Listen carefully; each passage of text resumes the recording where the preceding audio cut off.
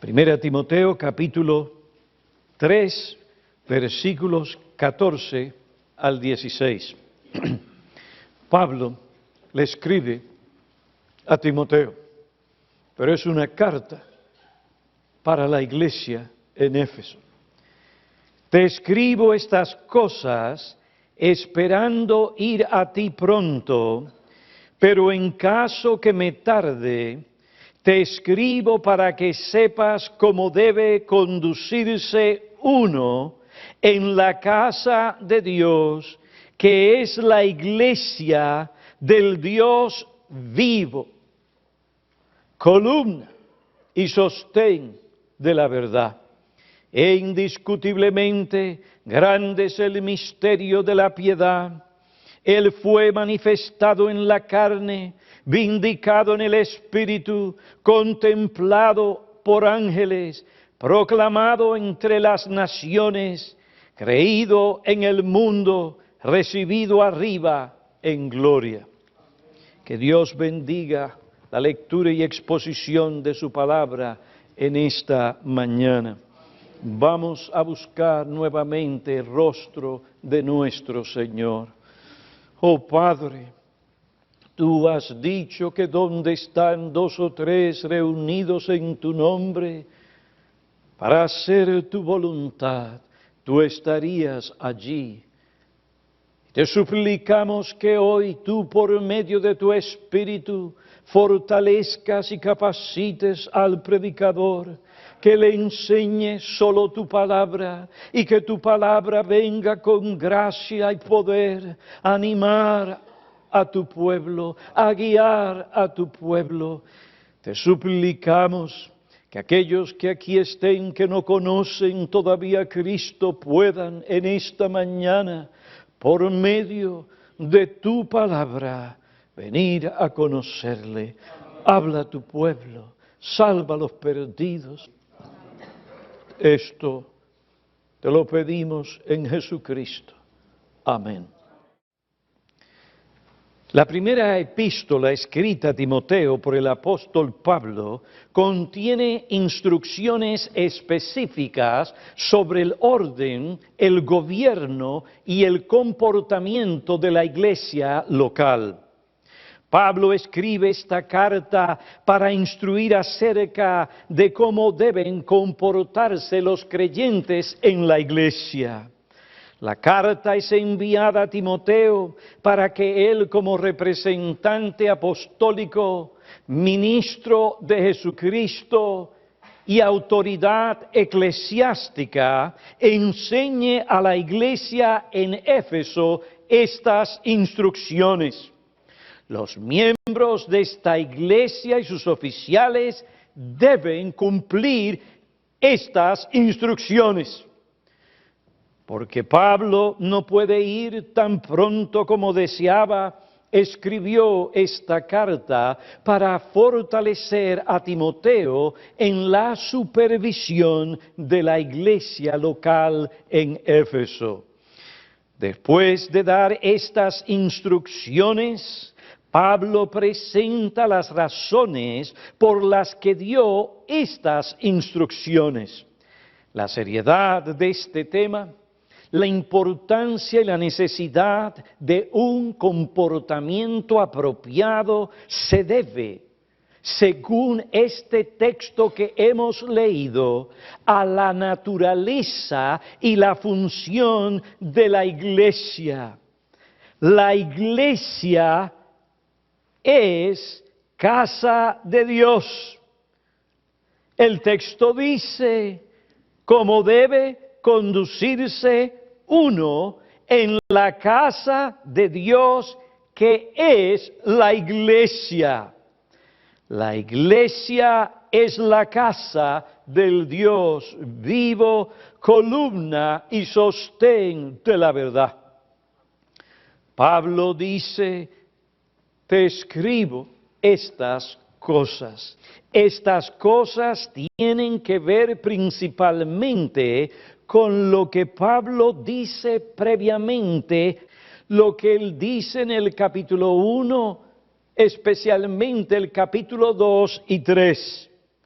Por un asunto de principio, creo que debemos incluir las otras instrucciones que aparecen en los capítulos 4, 5 y 6 de esta epístola. Pablo le dice a Timoteo, te escribo estas cosas.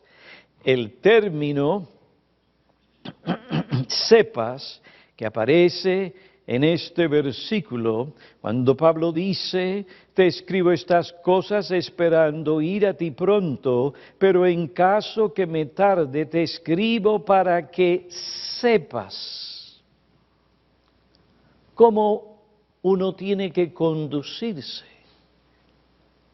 en la casa de Dios. El término sepas en el versículo 15 viene de la palabra griega oida. Según un comentarista de la Biblia, esta palabra se usa para describir la posesión de conocimiento o habilidad necesaria para alcanzar una meta deseada. Por tanto, no se refiere simplemente a un conocimiento intelectual, sino a un conocimiento práctico de cómo el creyente o el miembro o el oficial de la iglesia debe conducirse en la misma.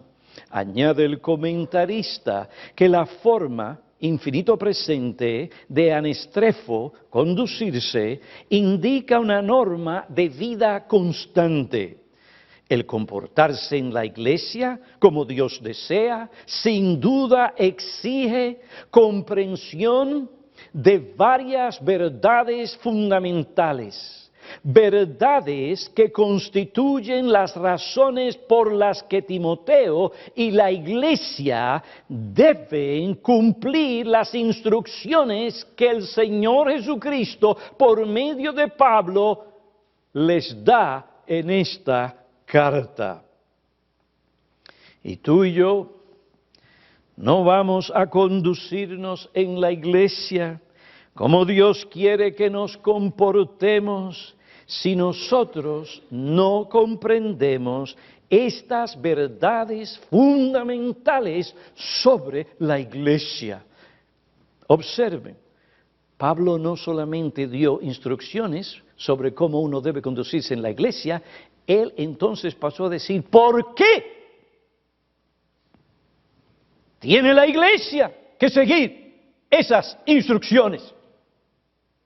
Aquella iglesia o esta iglesia no seguirá las instrucciones dadas en la palabra de Dios, sino comprende estas verdades fundamentales sobre la iglesia.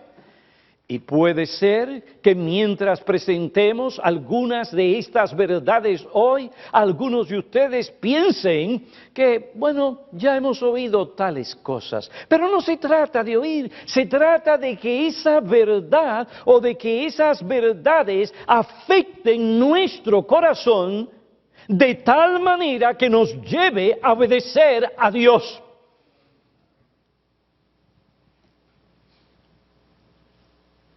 Consideremos algunas de estas verdades fundamentales sobre la iglesia, sobre la naturaleza y la función de la iglesia. Vamos a considerar la primera verdad fundamental sobre la iglesia, lo que esta verdad significa y lo que esta verdad requiere de nosotros. La primera verdad, según el texto, es que la iglesia es la casa de Dios vivo. Pero ¿qué implicación tiene esto? Esto es importante. La primera verdad, según el texto, es que la iglesia es la casa del Dios vivo, donde Él manifiesta su gloria y da su bendición. La iglesia es la casa del Dios vivo, no de un Dios muerto o de un ídolo, sino del Dios que hizo el cielo y la tierra y lo sostiene por medio de la palabra de su poder. La iglesia es la casa del Dios vivo, donde a Él le place manifestar su gloria y dar a su pueblo su bendición. Para comprender cabalmente el significado de esta verdad, estudiemos la forma en que se usa la expresión casa de Dios en la Biblia. La primera vez que encontramos la expresión casa de Dios es en Génesis capítulo 28, versículo 17. Aquí encontramos a Jacob en Betel. Jacob despierta de su sueño.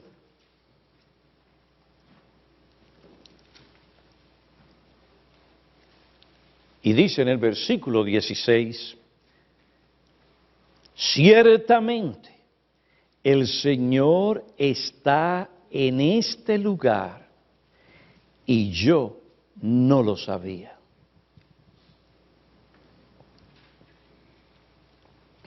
Y tuvo miedo y dijo, cuán imponente es este lugar. Esto no es más que la casa de Dios, y esta es la puerta del cielo. Despertó de su sueño y dijo, el Señor está en este lugar y yo no lo sabía. Y así hay muchas personas en la iglesia, están dormidas aunque parece que están despiertas. Y tienen algo de la reacción de Jacob. El Señor está en este lugar y yo no lo sabía. Pero el hecho de que tú no lo sepas, el hecho de que Jacob no lo sabía, no significa que Dios no estaba presente. Dios estaba presente en aquel lugar. Y cuando esa verdad, cuando Jacob comprendió esta verdad, ¿qué pasó? Su mente fue iluminada. Y tuvo miedo, dice el versículo 17, y dijo, ¡cuán imponente es este lugar! ¿Sería porque de momento empezó a temblar aquel terreno? ¿O porque de momento llegaron truenos, relámpagos, etcétera? No. Aquel lugar era imponente por aquel que estaba allí, no porque el lugar era imponente. Era imponente porque Dios estaba allí. Aunque Jacob no podía ver a Dios, Dios estaba allí. Cuán imponente es este lugar. Esto no es más que la casa de Dios. Observen que la expresión casa de Dios en este texto no significa un edificio. Recordemos que Jacob estaba a la intemperie, se encontraba solo, al cielo descubierto, sin techo. Él no había levantado una tienda o carpa en aquel lugar. No había alguna estructura o edificio físico en el que él pudiera refugiarse o pasar la noche. Pues en aquel lugar Dios, el Dios que estaba presente, el Dios que escogió manifestarse, ese Dios habló a Jacob. Y Génesis capítulo 28, versículo 12, nos dice que fue lo que Dios le dijo a este hombre. Dice en el versículo 12, y tuvo un sueño, y he aquí había una escalera apoyada en la tierra, cuyo extremo superior alcanzaba hasta el cielo. Y he aquí los ángeles de Dios subían y bajaban por ella. Y he aquí el Señor estaba sobre ella. Y dijo, yo soy el Señor, el Dios de tu padre Abraham, el Dios de Isaac. La tierra en la que estás acostado te la daré a ti y a tu descendencia. También tu descendencia será como el polvo de la tierra, y te extenderás hacia el occidente, hacia el oriente, hacia el norte y hacia el sur, y en ti, aquí está el Evangelio, hermano, y en ti y en tu simiente serán benditas todas las familias de la tierra. He aquí, Jacob, yo estoy contigo, te guardaré por donde quiera que vayas, te haré volver a esta tierra, porque no te dejaré hasta que haya hecho lo que te he prometido. Despertó Jacob de su sueño. Dios le había hablado. Ciertamente, el Señor está en este lugar. La casa de Dios entonces es el lugar donde Dios está presente, es el lugar que Él ha escogido para manifestar su glorioso ser, su bondad, su gracia y su misericordia. Es el lugar donde Él da a conocer sus pensamientos, su promesa, su pacto, su propósito redentor. Es el lugar donde Él se reúne con su siervo, con sus siervos, para Él bendecir de una manera especial. El conocimiento que aquel lugar era la casa de Dios produjo en Jacob cierto grado de temor, asombro y reverencia. Versículo 17, y tuvo miedo, Dios está aquí.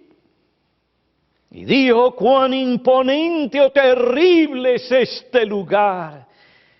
Aquel lugar inspiraba temor reverencial. Dios estaba allí, aunque este hombre no podía verlo. Jacob reconoció que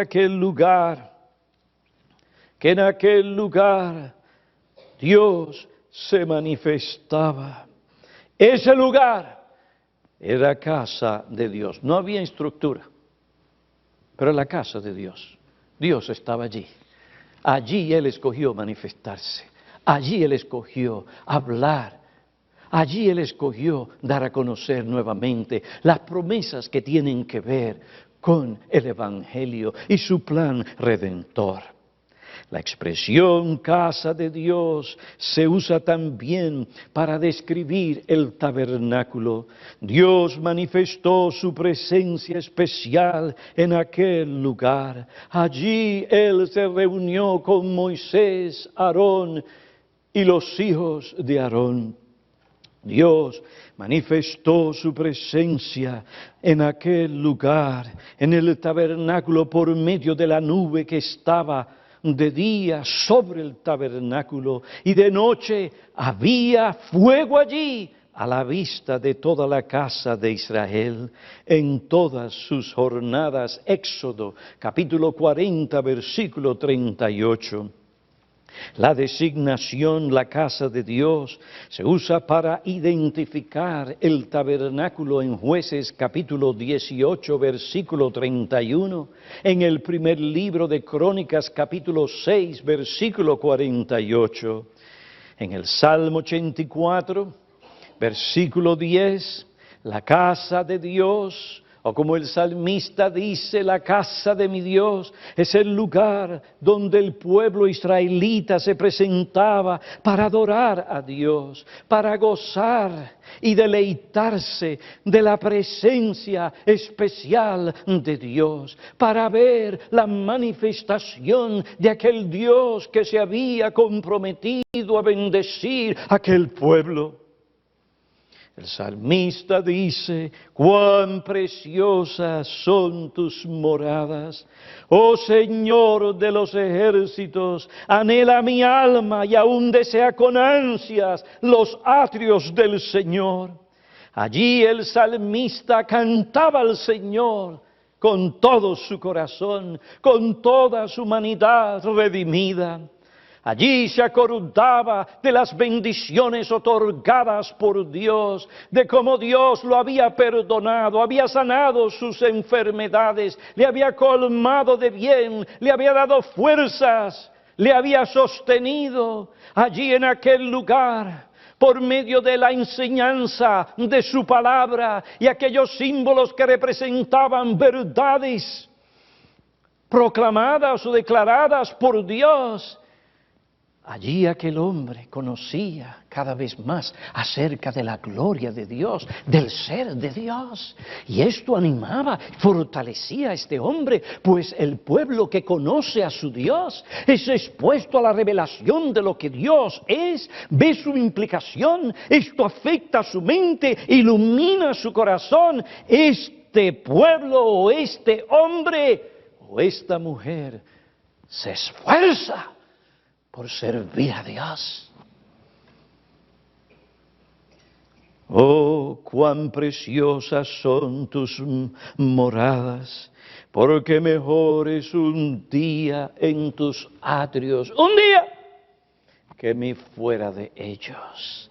Este es el lenguaje del creyente que tiene una íntima, creciente, vigorosa comunión con Dios. El templo en Jerusalén se describe también como la casa de Dios. El primer libro de los Reyes, capítulo 8, versículo 10, declara: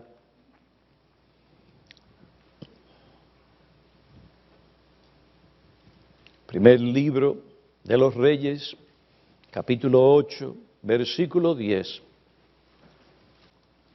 Y sucedió que cuando los sacerdotes salieron del lugar santo, la nube llenó la casa del Señor. Y los sacerdotes no pudieron quedarse a ministrar a causa de la nube, porque la gloria del Señor llenaba la casa del Señor. Entonces Salomón dijo: el Señor ha dicho que Él moraría en la densa nube. Ciertamente yo te he edificado una casa majestuosa, un lugar para tu morada para siempre. En esta casa se hacían oraciones a Dios. Allí Él oía las oraciones de su pueblo. El templo o la casa de Dios era el lugar donde Dios se manifestaba, donde Él tenía comunión con su pueblo, donde Él revelaba su ser, su voluntad y bendecía a su pueblo. Estos conceptos representados por la expresión casa de Dios son los que Pablo quiere que los creyentes tengan presentes cuando consideran lo que dice la Biblia sobre la iglesia. La iglesia es casa de Dios. La iglesia es la casa del Dios vivo, el lugar donde Él ha prometido reunirse con su pueblo, lugar donde Él se manifiesta, donde Él manifiesta su poder salvador, santificador, vivificador, consolador.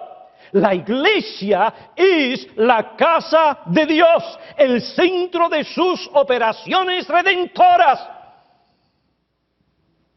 Allí, cuando su pueblo viene con la actitud correcta para presentar la alabanza y las ofrendas que Él le ha pedido, Dios viene y se acerca a fortalecer el alma y el espíritu. ¿Y de qué nos vale tener un cuerpo sano cuando nuestro espíritu está decaído?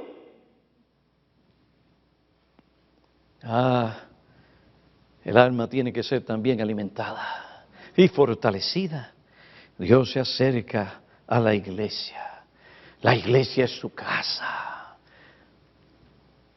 La iglesia no es algo inferior al tabernáculo o el templo, al contrario, es una estructura espiritual más gloriosa, constituida de personas regeneradas, salvas por Cristo, piedras vivas, no inertes, que forman una estructura espiritual que cada día crece más y más. Es una casa gloriosa, sin parangón. Según Efesios 2:21, la iglesia es un templo santo, refleja la belleza, la santidad y la gloria moral de su glorioso dueño y Salvador. Efesios capítulo 2, versículo 18 dice: porque por medio de Él los unos y los otros, judíos y gentiles, reconciliados por medio de la cruz, tenemos entrada al Padre en un mismo espíritu. Pues ya no sois extranjeros ni advenedizos, sino que sois conciudadanos de los santos. Sois de la familia de Dios. Versículo 21, en quien todo el edificio bien ajustado va creciendo para ser un templo santo en el Señor. Cuando usted se va acercando a la ciudad de Manhattan, comienza a ver esos edificios tan altos. Eso es algo serio.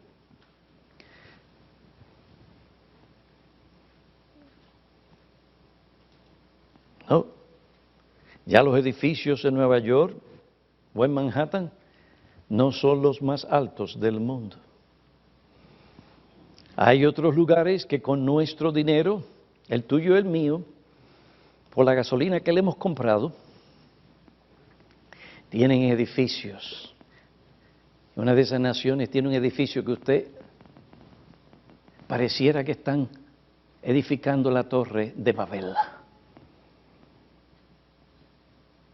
Ahora entienden el esfuerzo del hombre, el esfuerzo humano, dónde gasta sus energías, pero bien alto. Y ya hay algunos que han preparado ciertas cosas de tal manera que cuando venga otro edificio que lo edifique más alto, ya tiene cierta base para poder seguir edificando, para poder decir, no, este es el edificio más alto del mundo. Eso no es nada en comparación a la casa de Dios. Es un templo que va creciendo y sigue creciendo, porque Cristo dijo, yo edificaré mi iglesia y las puertas del Hades no prevalecerán contra ella. Por consiguiente, Él por medio de su palabra y el Evangelio, Él continúa llamando a personas muertas en sus delitos y pecados, para darles vida y colocar a esas personas como piedras vivas en ese glorioso edificio que va creciendo y sigue creciendo. Un edificio vivo, donde se manifiesta la gloria, la hermosura de Dios, que ninguno de los edificios creados o edificados por los hombres puede mostrar. Porque todo lo que ellos pueden edificar son con piedras, acero, hierro, cosas inertes. Pero la iglesia, el templo, son piedras vivas. Allí mora el Señor. Su presencia hace de ese edificio y estructura espiritual la estructura más hermosa del mundo, que no tiene igual. Esa es la iglesia.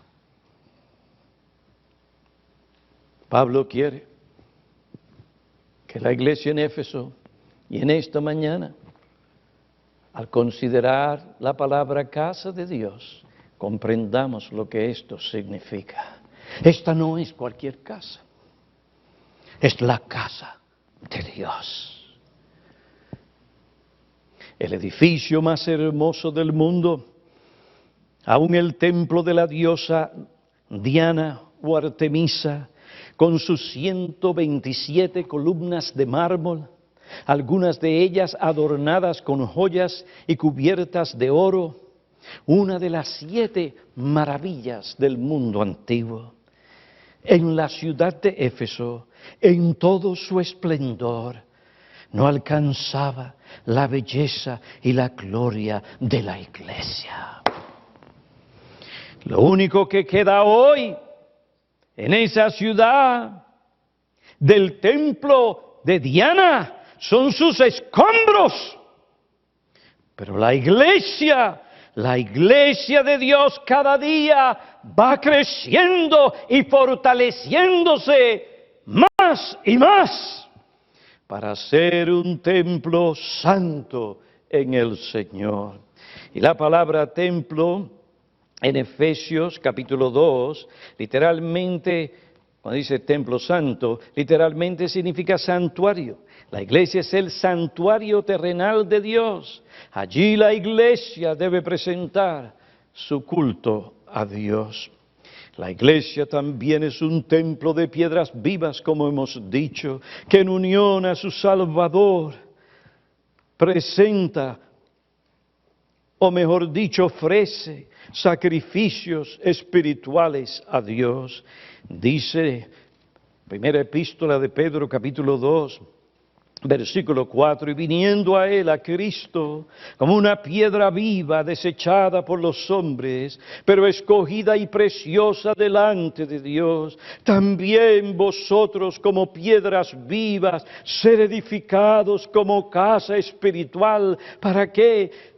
Para un sacerdocio santo, para ofrecer sacrificios espirituales aceptables a Dios por medio de Jesucristo. Muchas personas hoy piensan que al venir a la iglesia van allí para sentarse y no tienen nada que hacer. Y si no los colocan como maestros ujieres, o si no los colocan como oficiales en la iglesia, le dan algo que hacer, se sienten que no están haciendo nada. Es porque tal vez tú vienes de iglesias donde te enseñaban que tenías que estar bien activo. Y no es porque nosotros no estemos activos sirviendo al Señor, proclamando el Evangelio a las almas. Todas estas cosas no se niegan con lo que voy a decir. Lo más importante es lo que tú haces cuando vienes aquí, si entiendes lo que tú eres. Eres parte de la iglesia, eres parte de la casa de Dios, eres parte de un edificio, de una estructura que te llama ¿a qué? A atraer delante del pueblo de Dios y delante de Dios por medio de Jesucristo sacrificios espirituales que demandan una involucración de tu persona, de tu mente, de tu corazón, de tu cuerpo, para traer aquellas cosas que Dios espera de ti, la alabanza de un corazón agradecido, un corazón expectante que viene aquí para encontrarse no con un predicador, viene aquí para encontrarse con aquel que vive en la iglesia, que se manifiesta en la iglesia, que es el Señor de la iglesia. ¿Por qué? No porque el pastor Piñero lo dice, sino porque Él, que no miente, ha dicho, Él está en su iglesia. Y si Él está aquí, ¿qué estás haciendo tú? ¿Qué estás haciendo tú? Dios te dice, tráeme los sacrificios espirituales. Esto tiene que ver con tu corazón, tiene que ver con tu actitud, tiene que ver con tu mente.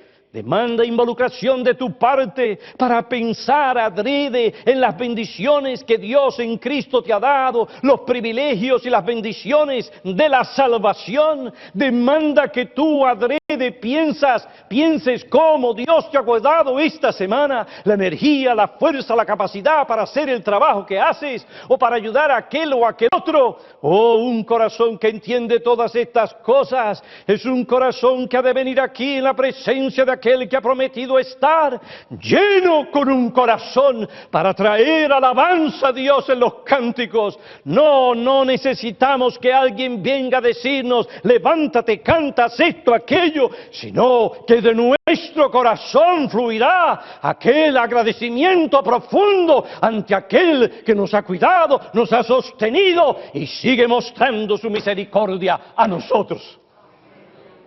Observen, hermanos, había una reunión del staff de la iglesia, asuntos que teníamos que tratar como personal de la iglesia y otras cosas. Pudimos, aparte de reunirnos, hablar de las cosas que tienen que ver con el ministerio de esta iglesia. Pudimos ir a ver a diferentes lugares. No muchos, no hubo mucho tiempo, pero pudimos ir a varios sitios y uno comienza a evaluar y a considerar esa tostadora. Y mire, la mía no es una cosa como la que podría tener un hombre rico. Esa probablemente viene de Walmart o de Target. Los ricos no compran allí generalmente. Pero aún así, esa tostadora le daba 3 patadas a la tostadora que tenía aquel individuo. ¿Ah? Y cuando usted ve la manera en que los ricos vivían, que tenían muchísimo dinero, que los demás no podían vivir de esa manera, que ahora usted tiene esas cosas, y son cosas comunes entre la mayoría de nosotros. ¿Cómo no voy yo a detenerme y a reconocer la bondad de mi Dios? Pero ¿qué clase de corazón es ese? ¿Qué dureza hay en el corazón? Hay que vivir corandeo en su presencia. Oh, hermanos, corazones que pueden decir, estamos aquí vivos y coleando. Estamos aquí vivos. Hay unos cuantos que hoy no están en su casa porque salieron de este mundo. Y no fue porque querían salir de este mundo, fue porque los sacaron de este mundo.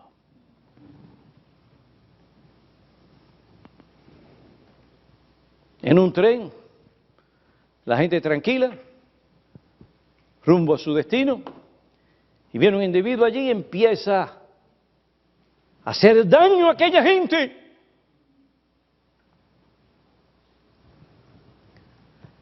¿Y Dios nos ha cuidado esta semana? ¿Cuántos no han muerto esta semana? De momento un fuego se echó a perder todo lo que habían acumulado en esos cuartos. De momento algo que no pasaba. Vienen muchas lluvias y uno lo ve en las casas de esas personas inundadas por el agua, perdidas.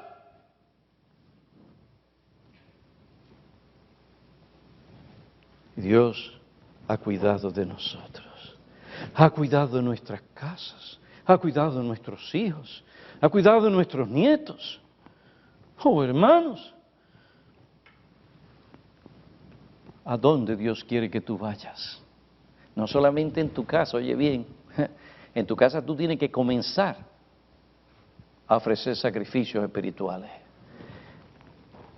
Pero Dios dice que te quiere en la iglesia unido a las demás piedras inertes, porque tú solo no formas el edificio espiritual.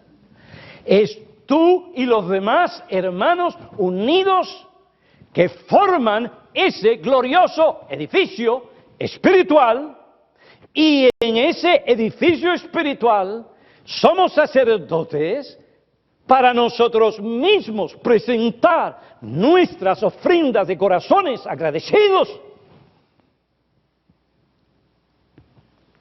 y las demás ofrendas espirituales. Querido hermano, la iglesia es el lugar donde el Dios vivo recibe la adoración de su pueblo. Él es el Dios vivo, es decir, tiene vida en sí mismo. Dios no depende de nadie ni de ninguna otra fuente fuera de Él para vivir, para tener vida. Porque Él es el Dios vivo que posee vida en sí mismo. Él no depende de nadie para hacer su voluntad y manifestar su poder. porque Él es el Dios vivo. Él puede socorrer al necesitado, a aquellos que perecen por sus pecados. Él tiene vida en sí mismo. Y porque tiene vida en sí mismo, no depende de ninguna otra cosa para existir. Él es el que da vida, pues es el autor de la vida. Pablo le dice a los tesalonicenses en la primera epístola a los tesalonicenses, primera epístola a los tesalonicenses, capítulo 1, versículo 9, pues ellos mismos cuentan acerca de nosotros, de la acogida que tuvimos por parte de vosotros y de cómo os convertisteis de los ídolos a Dios. ¿Para qué? Para servir al Dios vivo y verdadero y esperar de los cielos a su Hijo.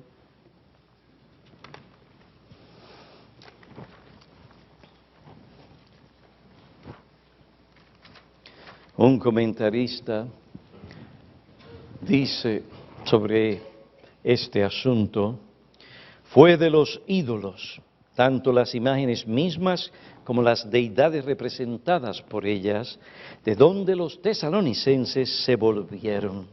El apóstol y sus compañeros habían sido testigos de este culto idolátrico, y nada ignoraban sobre esta práctica. Tales ídolos eran simples vanidades, no tenían vida, y por esto eran completamente incapaces de socorrer a alguien en tiempo de necesidad. Como resultado de la operación de la gracia de Dios, por la cual el mensaje fue aplicado a sus corazones, los ojos de los tesalonicenses se abrieron de modo que comprendieron la vanidad de sus dioses. Se habían vuelto de ellos a un Dios vivo y real.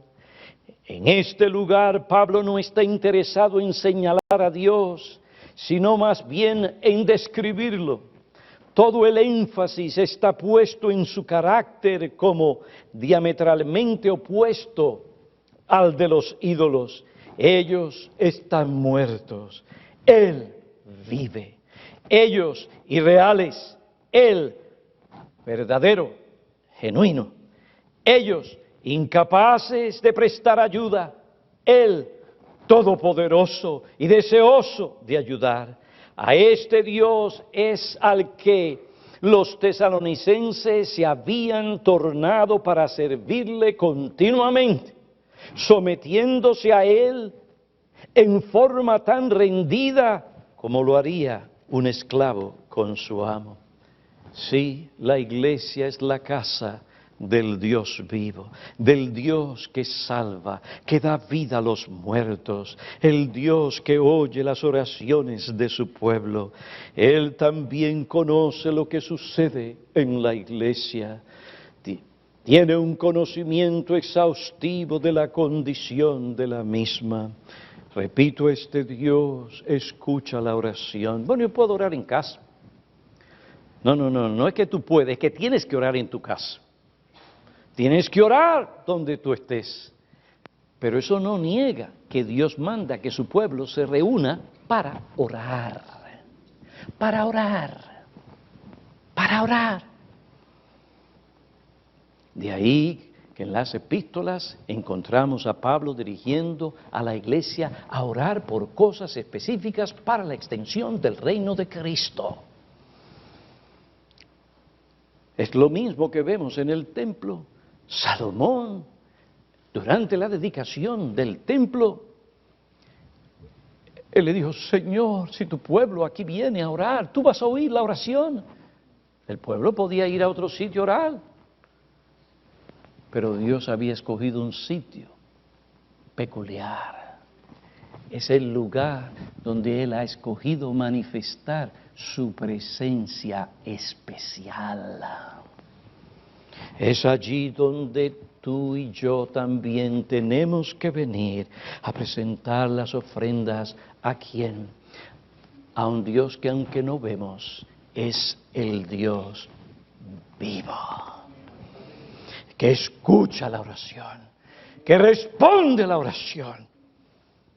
Ese Dios tiene un conocimiento exhaustivo de todo lo que pasa en la iglesia, de todo lo que sucede en la iglesia, de las prácticas de la iglesia. Él conoce la actitud e intención de aquellos que se acercan a Él para adorarle y servirle.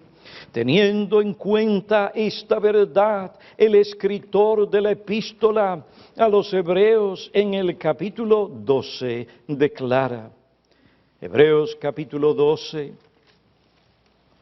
versículo 22 declara, y vosotros, en cambio, os habéis acercado al monte de Sión, Hebreos 12, 22, vosotros, en cambio, hablando a creyentes, os habéis acercado al monte de Sión, a la ciudad del Dios vivo, la Jerusalén celestial, y a miriadas de ángeles, a la asamblea general e iglesia de los primogénitos que están inscritos en los cielos, y a Dios el juez de todos, y a los espíritus de los justos hechos ya perfectos, y a Jesús, el mediador del nuevo pacto, y a la sangre rociada que habla mejor que la sangre de Abel.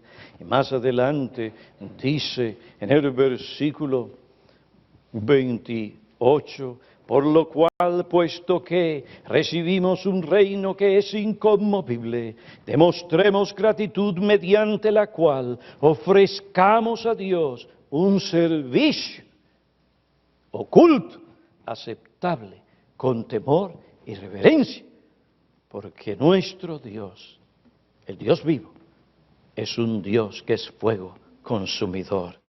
Por lo tanto, debemos acercarnos a adorarle con temor y reverencia. Además, debemos prestar atención a la exhortación de Salomón en Eclesiastés, que nos dice que cuando estemos en la presencia de Dios, nos cuidemos de no empezar a hablar y a prometer y a hacer votos. Un momento. Porque si tú haces votos a Dios, tienes que cumplirlos, porque Dios espera tal cosa, porque el hacer votos y no cumplirlos es un asunto que Dios ve como una necedad, una cosa que Él no aprueba y castiga. La primera verdad fundamental que debemos comprender sobre la iglesia es que la iglesia es la casa del Dios vivo, donde Él manifiesta su gloria y da su bendición. Ahora bien, para concluir, ya seguiremos el tema Dios mediante. ¿Dónde quieres estar tú hoy?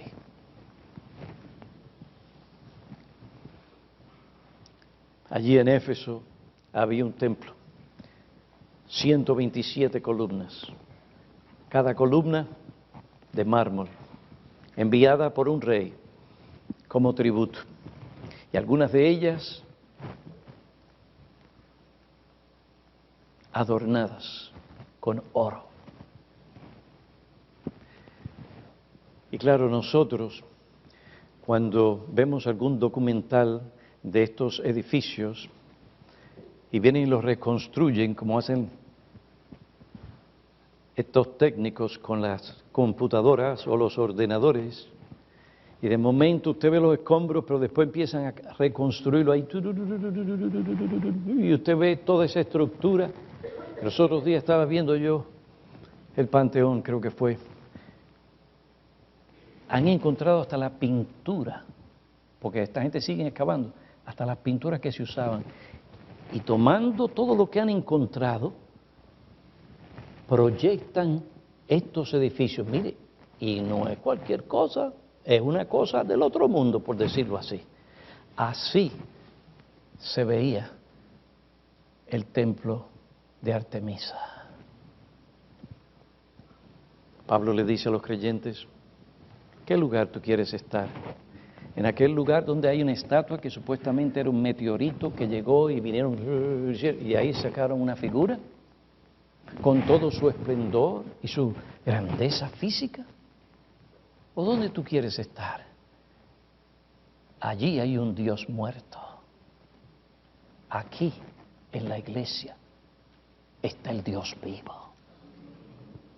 Ay, mami, pero es que yo quiero ir a jugar deportes el domingo. O mami, yo quiero ir al estadio. O mami, yo quiero ir a este parque. O yo quiero ir a este otro sitio. Óyeme bien, esos sitios con todo lo que ofrecen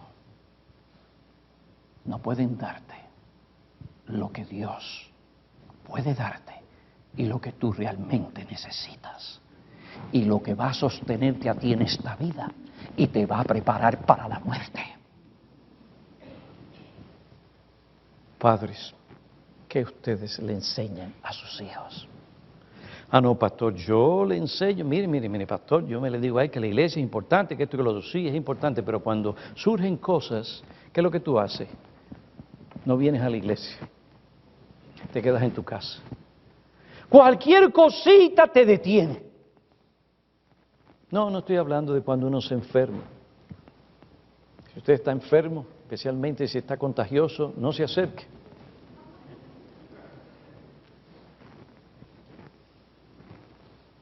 Pero hoy en día la gente por cualquier cosa no va a la iglesia. Los domingos por la noche las iglesias están casi vacías. Algunas ya ni tienen cultos. ¿Sabe por qué? Porque el conocimiento de que la iglesia es la casa de Dios es solamente un concepto en sus mentes. Ellos no ven más allá de algo abstracto. No ven la realidad. La iglesia reunida para adorar a Dios es la casa de Dios. No hay estatua ídolo que se compare a la grandeza, majestad y gloria de Dios. Hijo mío, aunque hay estos problemas, vamos a resolverlo otro día, pero este día es un día especial. ¿Por qué? Porque vamos a ir nada más que aquí a la casa de Dios. Él allí vendrá a hablarnos. Él allí vendrá a bendecirnos. Él vendrá a darnos aquel conocimiento y discernimiento necesario para nosotros servirle, para nosotros afrontar los problemas de este mundo, para nosotros afrontar lo que esta nación está por afrontar en nuestras elecciones. Pues nuestra esperanza no tiene que estar en la Casa Blanca, sino en el Dios que hizo los cielos y la tierra, que es soberano, no importa quién sea el que ocupe la Casa Blanca. Ese es el Dios que nos va a sostener, hijo mío. Cuando los jueces de la Corte Suprema comiencen a hacer leyes, que tu papi y tu mami tengan que dejarte porque tienen que ir a la cárcel, es para allá donde vamos. Hijo mío, que te va a ayudar a ti a enfrentar los problemas diarios de la vida. ¿Cómo vas a poder tú adorar y honrar a tu Creador? Hijo mío, para eso tú tienes que venir al lugar donde Dios ha dicho se va a manifestar. Las Escrituras van a ser explicadas. El Espíritu de Dios vendrá en una manera especial. Y ahora lo que tú no ves, podrás verlo con los ojos de la fe. Y en vez de ver las circunstancias, los peligros que son reales, que acechan a la iglesia y otros males que están por perjudicarnos, veremos aquel que siempre sigue siendo el mismo soberano Dios. Él reina.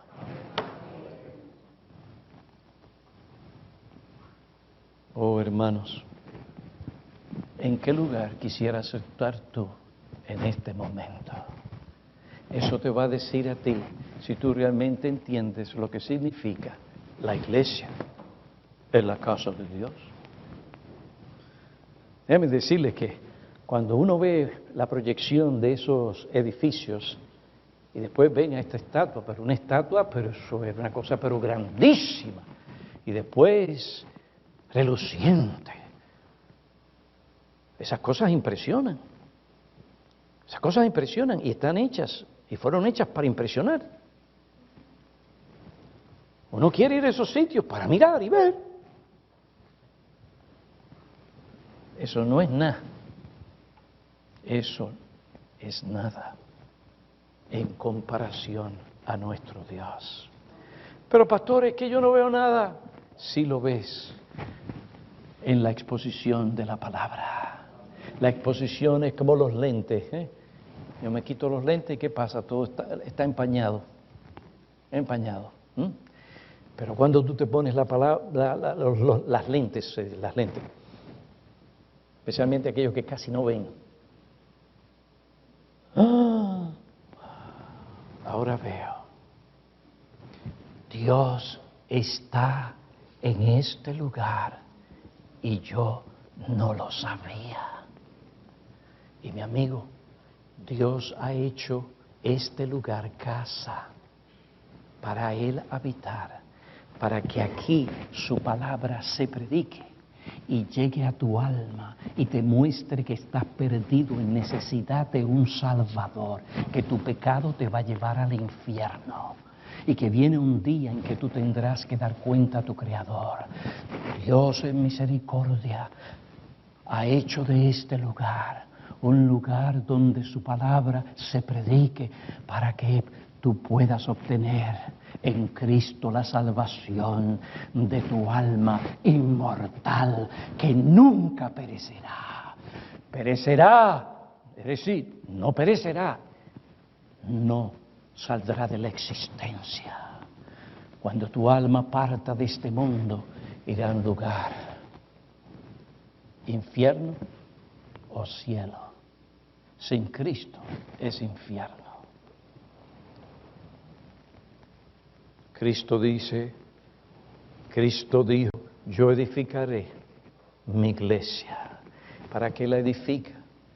Uno de los propósitos, proclamar el Evangelio, el mensaje que tú necesitas. Tú tienes a Cristo, lo demás no significará mucho, casi nada o nada.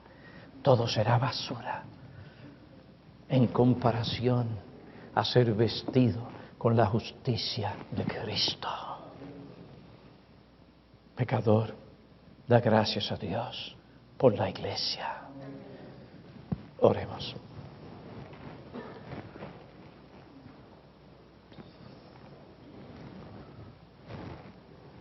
Oh Padre,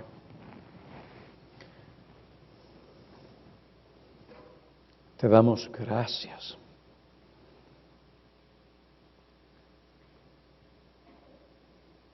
por la manifestación de tu presencia en tu iglesia. Que tú en gracia condesciendes a mirarnos, a buscarnos y aún en Cristo tener comunión con nosotros, el Dios de la gloria. Perdónanos por pensar incorrectamente y ligeramente y superficialmente sobre la iglesia. Oh Padre, abre nuestros ojos para ver por la fe lo que tú nos enseñas sobre la iglesia. Ven pues, continúa bendiciéndonos a medida que pensamos y meditamos en estas verdades y fortalece nuestras almas para que podamos honrarte en nuestros corazones y en nuestras vidas. Te lo pedimos en Cristo. Amén.